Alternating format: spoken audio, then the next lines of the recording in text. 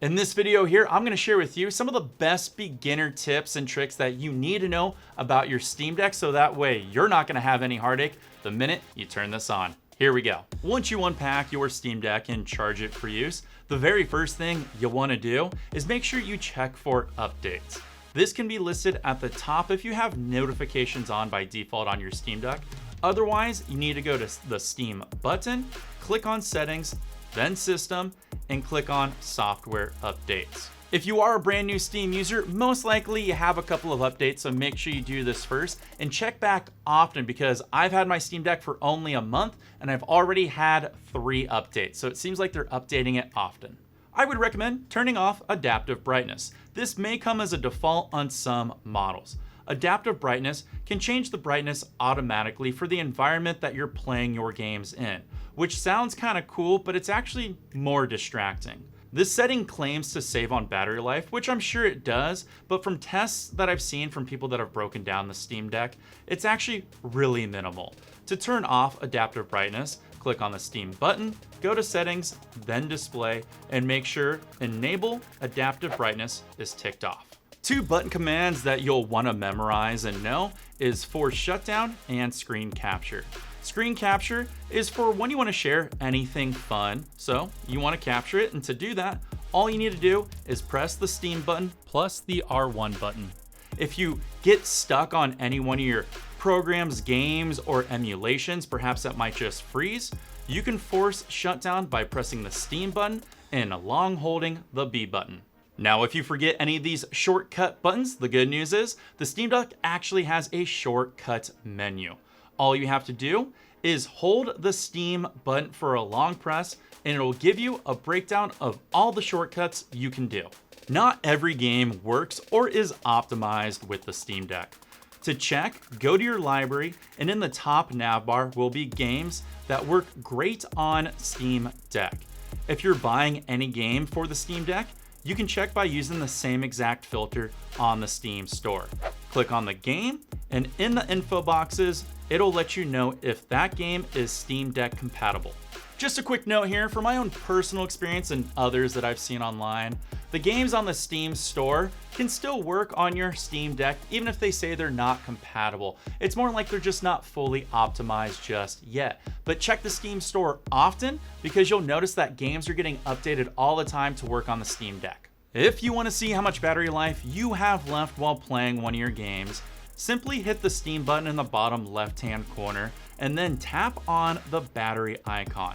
On the top right, you will see the projected battery life left. If you plan on taking long road trips or traveling with your Steam Deck, consider putting a frame cap to 30 FPS on your games. While the Steam Deck is more than capable of frame rates over 30, many studies have shown that putting an FPS limiter to 30 can almost double the battery life of the Steam Deck.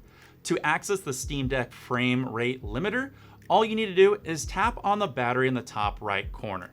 Go to the advanced view, scroll down to the frame rate limit, and set it to 30 frames. Please note that in some of these studies, they also claim that it can increase input lag, but the newest study shows that it's only fractions of a millisecond. It seems like it gets less and less with every Steam Deck update. If you want to learn more, just simply type in Google Steam Deck FPS limiter.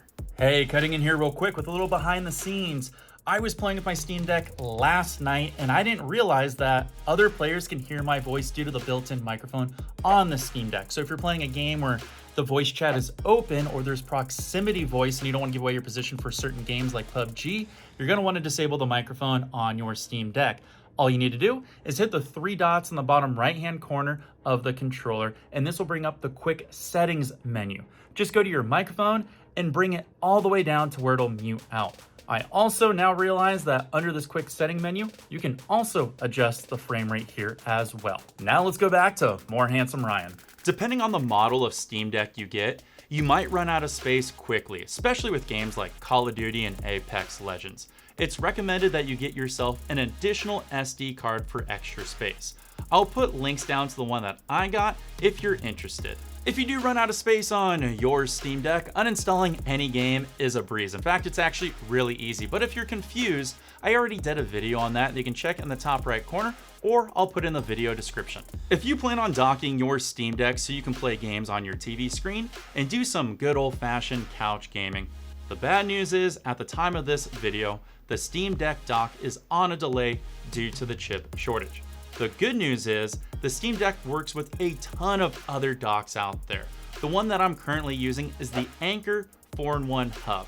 It works great and it's affordable. I did a review on it, and you want to see how it all works, or you want to get one yourself, I'll put a link in the description.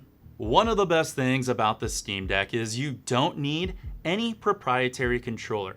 You can connect any Bluetooth controller to it. This means an Xbox controller or PlayStation controller is a good go-to, making the Steam Deck with the dock and controller perfect for couch gaming. If you want to see how to easily connect any Xbox or PlayStation controller to your Steam Deck, take a look at the video over to my side where you can see me teach you more about your Steam Deck.